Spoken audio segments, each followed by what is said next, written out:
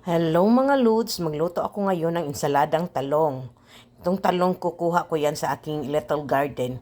Itong mga sangkap, loya, sibuyas, kamatis, kalamansi, at lagyan ko rin ng okra, chili, asin, brown sugar, pepper, and vinegar.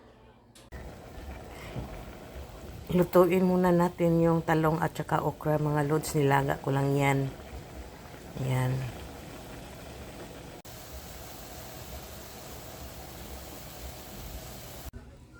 Ayan, hiniwa ko na yung kamatis, sibuyas, kalamansi, chili at luya. At lagyan ko yan ng suka at pampalasa. Ayan, nilagay ko na. Haluin na lang yan mga lods. Ayan na, luto na ang akin saladang talong or salad na talong na may okra.